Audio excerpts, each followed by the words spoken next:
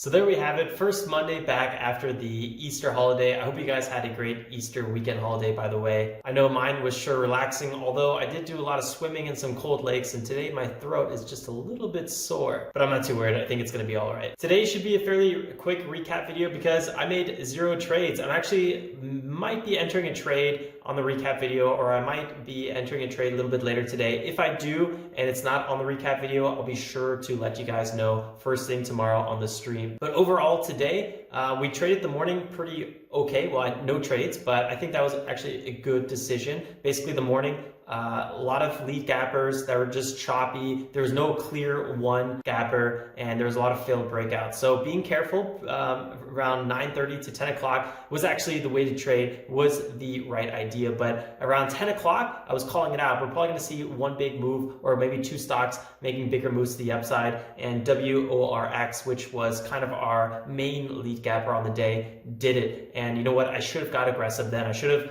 understood, okay, I'm being more conservative in the morning because XYZ, but as the opportunities started presenting themselves, that's when I should have got aggressive, and that was my big mistake today. So I hope you guys can learn a little bit from that. I think overall, a bit of me just not being 100% today, at least, you know, health-wise maybe, made me a little bit more conservative as well. I'm not sure. And before we jump on over, don't forget to hit that like button if you find value in this content. And if you're totally new here, consider subscribing. I'd love to see you again and have you join our growing community on the streams. Let's go to the charts. All right, guys. So that basically wraps up the trading day for Monday, right after the Easter holidays. You know, for me, I was just a little bit too conservative, I would say, in the second half of the morning. And so, you know, from 9:30 to 10, it was really good to be a little bit more conservative because it was a bit more choppy. There wasn't a clear lead gapper. Some of the stocks we were watching just didn't have that much dollar volume. And then WORK and ICD were having a lot of these failed breakouts because you know, they're heavily traded pre-market, and that's always something that's kind of a red flag, something you want to watch out for. Pulling back 45% as well. Found some big support here around 5.3, then had a bounce. And let's quickly review this one just a little bit here. So WORX, this was really our kind of lead gapper on the day, up 330%, like I said, and then, you know, 5 million float. So this was looking really, really good. 7 million shares outstanding. Right now it's at 54 million market cap and big dollar volume on the day. So all the things we want to be seeing.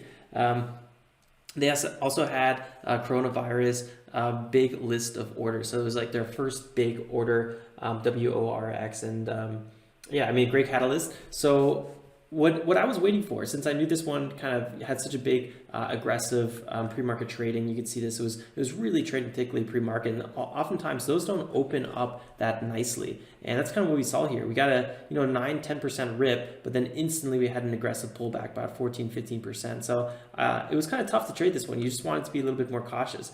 Our all-time low after the market opened was about 548, so a little bit above this low, and that was kind of that was really the best time to get aggressive, and that was right before 10 o'clock. So you can see 10 o'clock is really when the change of momentum started happening. We started moving to the upside. We had some pullbacks. We had some nice 5-minute breakouts. This is when I should have got aggressive. I was still in my reserved morning trading mood, and that's when I missed these nice moves. I mean, even if we missed this first run up here and we bought the pullback on that, the tops were about 37% highs. I mean, these were really, really nice breaks here to the upside. So this could have been a really good trade. Again, I tried to trade some pullbacks here. I removed my limit order. I do have it again right now. We actually might get a little trade here in the short term, so maybe we'll get that on the recap video. But actually, I'll probably just go ahead and remove that for now because I don't want to be too distracted. If we do have a more aggressive pullback to, let's say, 159, I would probably go ahead and you know, want that. But right now I'm an alert here, so. Yeah, by 10:30, I want to be kind of closing up shop, if you guys know, but I'll probably be trading with lighter position size. So that's kind of what I'm doing right now. Right now, if I do get a trade, or this afternoon, if I get a trade, I'm going to be trading with smaller position size, just to reduce my risk because, you know, at this point, I'm probably a little bit more tired. The markets have less volume, so breakouts are a little bit lighter.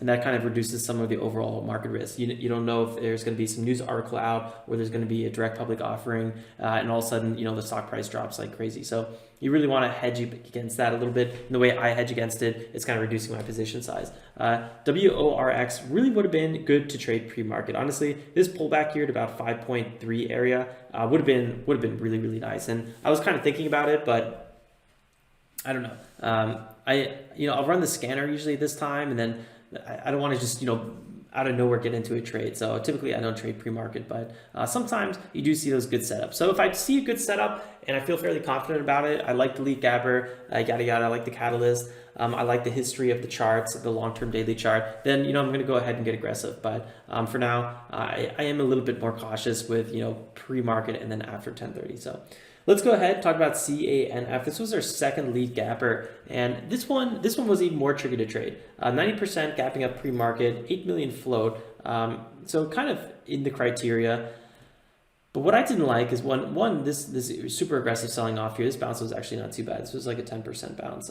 Actually, no, it's 6%. But we're just constantly selling off here. We approached support, but again, just kind of became resistance. Then we had all these failed breakouts at the top. At no point was I, really feeling I would want to get aggressive on this. Somewhere in this area, I was kind of thinking it.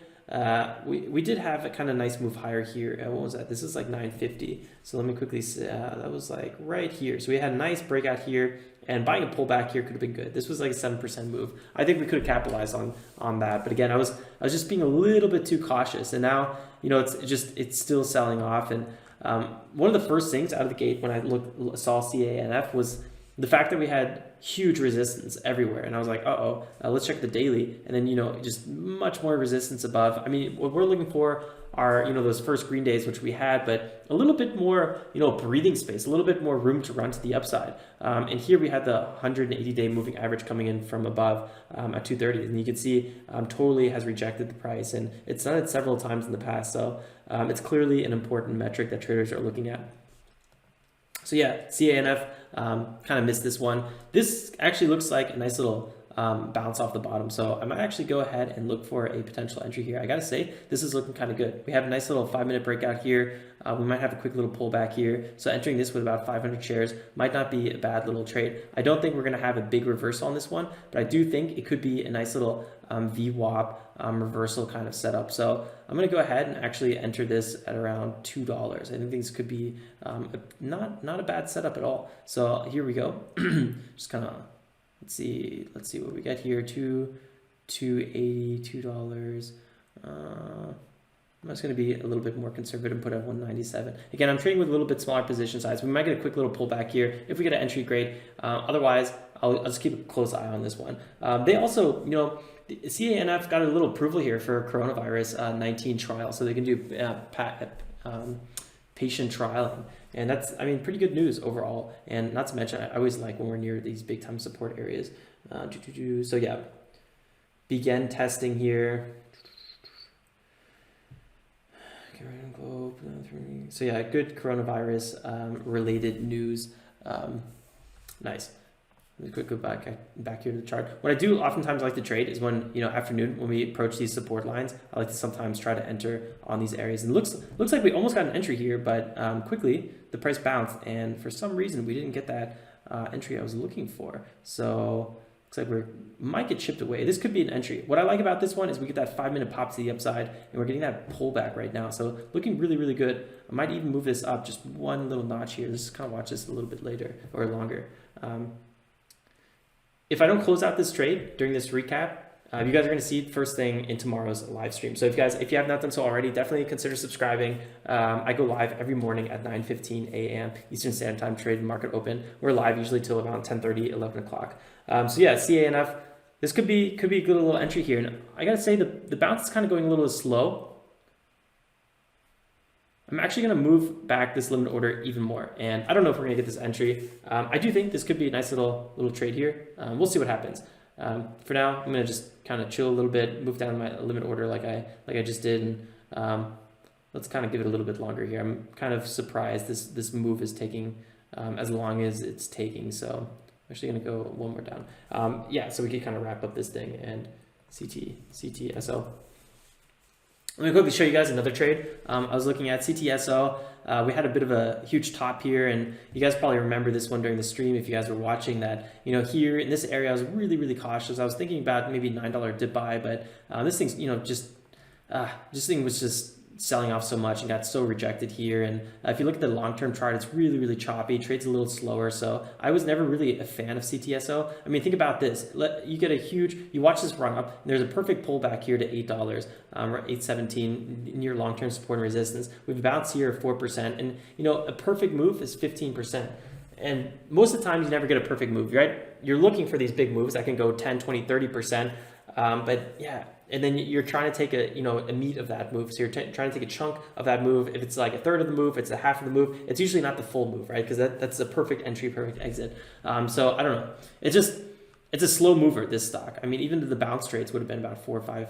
Yeah, you probably squeeze 5% out of this one if you got a perfect entry and exit. So just CTSO comparatively was moving a lot slower, and that's why it had a little bit less interest. I would say. So here we go, WORX kind of moving up here. This is looking kind of healthy. This could be a good little trade again. So definitely good opportunities. And I think I might do a little bit more really light trading today because I do like the kind of opportunities flowing in. Just really quickly for reference purposes, only CNSP lead gapper from the day before that we were trading. Just kind of show you guys what happened here. So this is the one we actually had that mess up trade on that we got reversed from TD Ameritrade.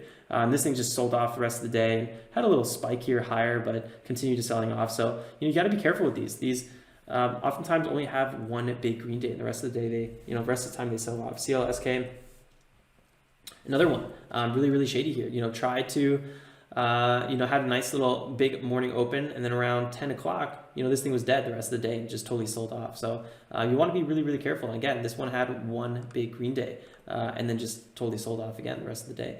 And then ICD actually, this was a late bloomer. So oftentimes the late bloomers have another bit of a run the next day. And, this one actually traded very aggressively pre-market and was up 87% pre-market and kind of really now consolidating. And I actually have a limit order out for this one too. So I just kind of have like scattered limit orders. I do think we might score another trade. You guys are going to see them first thing tomorrow on the stream. If I do any trades, I'll let you guys know. And in the overall challenge trade journal, you guys will see all the trades documented there. So yeah, I think that's everything for this video. Again, I think I traded the market open well for like 9:30 to 10. Like I said, I was a bit more conservative because I understood, market's a little bit red today.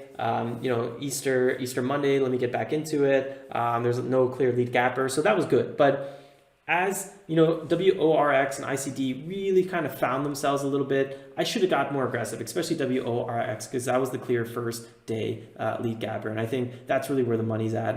And so right around here, like I said in the beginning of this video, that would have been the ticket. Identify WORX is the lead gapper, get aggressive on that one. Once the momentum starts coming back in, once clear 5-minute pattern starts showing up, and then whack, get on it. And that would have been the way to trade today. So kind of not really a lesson learned. I think we all know that if you guys have been watching this for even just a few weeks, you probably understand, be conservative when it's choppy and get aggressive when you see a good setup. But today, I wasn't probably 100%. Also, my throat is a little stuffed and I'm maybe a little cloudy in the head. So I was like, man, I'm going to be, a little bit slower. I don't like trading when I'm kind of sick or something like that. So maybe we'll get one more trade today, but most likely you'll see me tomorrow. I'll just be, ready to tackle it, brand new day. And then, technically a full-size account, but we'll see. All right, guys, I'll see you then first thing tomorrow. Don't forget to leave a like if you enjoyed the content. Consider subscribing if you're new. I'd love to see you again. And until then, guys, stay safe and make some awesome trades. Ciao, ciao.